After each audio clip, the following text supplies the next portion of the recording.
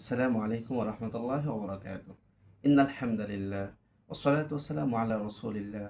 أما بعد، فقد قال الله تبارك وتعالى في كلامه المجيد: والسابقون الأولون من المهاجرين والأنصار والذين اتبعوهم بإحسان رضي الله عنهم ورضوا عنه. وقال رسول الله صلى الله عليه وسلم: خير الناس قرني ثم الذين يلونهم ثم الذين يلونهم. সদাকল্লাহুল আযীম। প্রিয় মুসলিম উম্মাহ, আজ আমরা আলোচনা করব সাহাবা ইকরামের শান মর্যাদা ও সাহাবা বিদ্বেষীদের পরিণতি নিয়ে। আল্লাহ সুবহানাহু ওয়া তাআলা সূরাতুত তাওবার 100 নম্বর আয়াতের মধ্যে ইরশাদ করেছেন: ওয়াস-সাবিকুনাল আউওয়ালুনা মিনাল মুহাজিরিন ওয়াল আনসার ওয়াল্লাযীনা ইত্তাবাউহুম বিইহসান রাদিয়াল্লাহু আনহুম ওয়া রাদু আন।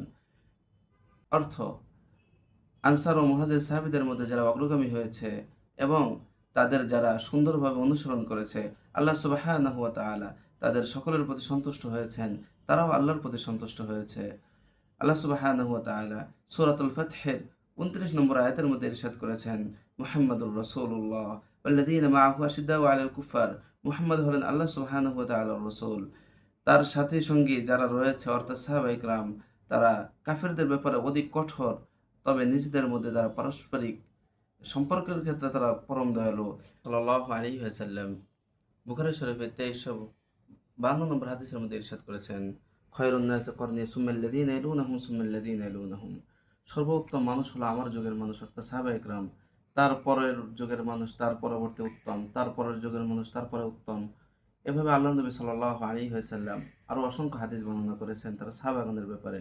সুতরাং আমাদের সকলের উচিত হবে সাহাবাদের শান মান মর্যাদা এগুলো রক্ষা করা।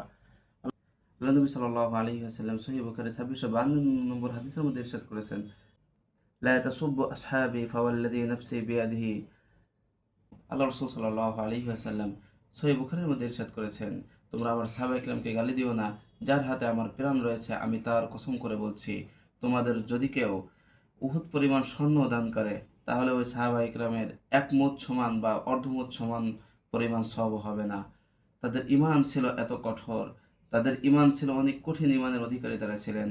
আল্লাহ নবী সাল্লাল্লাহু আলাইহি ওয়াসাল্লাম তিরমিজি শরীফের ৩৮৬২ নম্বর হাদিসের মধ্যে ইরশাদ করেছেন: আল্লাহ আল্লাহ ফি আসহাবি লা তাত্তাখিযুহুম গরাবাতাম মিন বাদি। তোমরা আমার সাহাবায়ে কেরামের ব্যাপারে কথা বলার ক্ষেত্রে তোমরা আল্লাহকে ভয় করো, আল্লাহকে ভয় করো। তোমরা আমার সাহাবায়ে কেরামকে তোমাদের কথার লক্ষ্যবস্তুতে পরিণত করো না।